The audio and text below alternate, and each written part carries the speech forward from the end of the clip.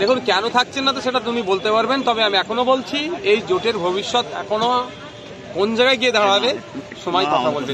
কতজন থাকে বা কতজন বেরিয়ে বার হয়ে চলে আসে সেটা দেখবেন। কারণ আপনারা দেখেছেন হঠাৎ করে যেভাবে মল্লিকার্জুন খাড়গের নামটা ঘোষণা করে দিলেন মমতা ব্যানার্জি, মানে এই জোটে যাতে জোটের মধ্যে যাতে হচপচ হয়ে যায় সেই চেষ্টা উনি চালাচ্ছেন। উনি কখনোই চাইবেন না বিজেপি কেন্দ্র থেকে দুর্বল হোক, সবসময় মমতা ব্যানার্জি চাইবেন বিজেপি কেন্দ্রের শক্তিশালী থাকুক। ফলে বাংলাতে ওনার যে কোর ভোট ব্যাংকে ভয় দেখিয়ে ভোটটা যে নিচ্ছে এতদিন ধরে সেটা মানে বহাল তবিয়তে বজায় থাকবে। দিল্লির আবগারি দুর্নীতি মামলায় জিজ্ঞাসাবাদের জন্য কেজরিকে চতুর্থবার তলব ইডি, কি বলবেন এই বিষয়ে? আমি জানি না কেন তিনি একাধিকবার হাজিরা এড়িয়ে যাচ্ছেন।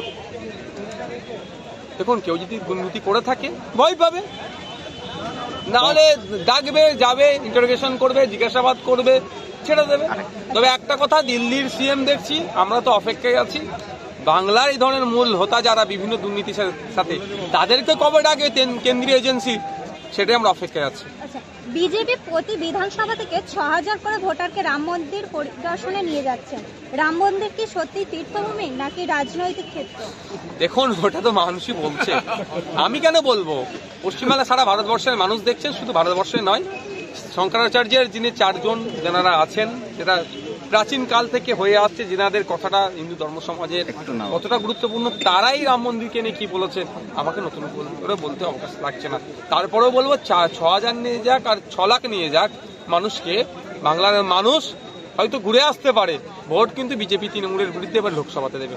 নাজার থানাতে ইডির বিরুদ্ধে মামলা রুজু হয়েছে, এবার একাধিক মামলা রুজু করেছে, কি বলবেন? 1,35,000 টাকা না কত টাকা নাকি ইডির অফিসাররা নিয়েছে বা চুরি করেছে, এই ধরনের শ্লীলতাহানি এই ধরনের সব দিয়েছে।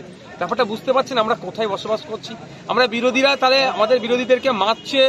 গত কয়েকদিন আগের কথা বলছি, কি অপরাধ ছিল, 21শে জানুয়ারি হবে, সেখানে ভাঙড়ের শওকত মোল্লা সাহেব যেখানে বড় বড় গণতন্ত্রের কথা বলেন, ওটা খড়গাছি শ্রীরামপুর, ওটা সেই এলাকাতে পোস্টার মারছিল শওকত মোল্লা সাহেবের বিধানসভা, ওটা সেই সময় আমাদের কর্মীদের মারধর করে মাথা ফাটায় আবার 3 জনকে অ্যারেস্ট করিয়েছে। এটা হচ্ছে এদের আসল চরিত্র।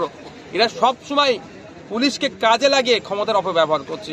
ইডি তো যাচ্ছে যেখানে অবৈধ লেনদেন হচ্ছে সেটাকে উদ্ধারের জন্য, তারা নাকি 1,35,000 টাকা থেকে নিয়ে পালিয়ে এসছে বা এই ধরনের অভিযোগ। মাপতে পারা যাচ্ছে আমরা কোন রাজ্যে বসবাস করছি। যদি ইডি অফিসারদেরকে না ছাড়ে সাধারণ মানুষ যারা দুর্নীতির বিরুদ্ধে কথা বলা হচ্ছে, তাহলে তাদেরা কত সমস্যার মধ্যে আছে। আর আমরা যারা বিরোধী, মমতা ব্যানার্জির এই চুরি, দলের যে চুরি দুর্নীতির বিরুদ্ধে কথা বললে তাহলে আমাদেরকে কোন পরিস্থিতিতে রেখেছে একটু ভাবুন আপনারাও। উত্তরপ্রদেশ থেকে 3 সাধু বাঁকুড়া থেকে আসলেন, সেই সময় তাদের উপর হামলা, তৃণমূলের বেশ 12 জনকে অ্যারেস্ট করেছে, কি বলেন? 12 জনকে অ্যারেস্ট করেছে। আমাদের যারা আসছিলেন গঙ্গাসাগরে, তারা পুণ্যার্থী, তারা আমাদের বাংলার, তারা অতিথি, যারা এই অপকর্ম করেছে একটাও না ছাড় পায়।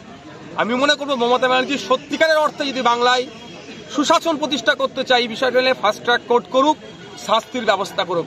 অন্যথায় 10 বছর ঝুলিয়ে দিয়ে জামিন পাই যাওয়ার পরে 10 বছর ঝুলে যাবে, তারপরে কি হবে সেদিন আমরা দেখতে চাই না। বাংলায় শান্তি সম্প্রীতির পরিবেশ।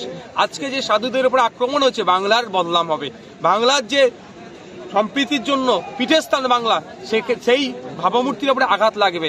আমি বাংলার একজন দায়িত্বশীল জনপ্রতিনিধি হিসাবে আমি চাইবো যে প্রশাসনের কাছে অনুরোধ করবো এবং মমতা ব্যানার্জির কাছে অনুরোধ করবো যে আর যারা এর সাথে যুক্ত তাদেরকে চিহ্নিত করা হোক এবং ফাস্ট ট্র্যাক কোর্টের মাধ্যমে শাস্তির ব্যবস্থা করা হোক। গঙ্গাসাগরের মেলাকে তীর্থস্থানের নম্বর 1-এর জায়গায় নিতে চেয়েছিল পশ্চিমবঙ্গ সরকার, সেই জায়গায় এখনো পর্যন্ত সেই জায়গা তো পায়নি, উপরন্তু সাধুদেরকে হেনস্থা করা হচ্ছে। দেখুন যে ঘটনা ঘটেছে ওর সাথে সরকার কতটা যুক্ত আছে বলতে পারবো না। সরকার যদি সদার্থক ভূমিকা না নেয়, ফাস্ট ট্র্যাক কোর্টের মাধ্যমে যদি সমস্যার সমাধান হয়, যারা করে তারা শাস্তি না দেয়, তাহলে তো একটা প্রশ্ন থাকবে। দ্বিতীয় কথা হচ্ছে, আপনারা ওই কথা বলছেন গঙ্গাসাগরে যে মেলা হচ্ছে, এই গঙ্গাসাগরের একটা উন্নত মানের হসপিটাল নাই, ওখানকার মা বোনেদেরকে সন্তান প্রসব করতে হলে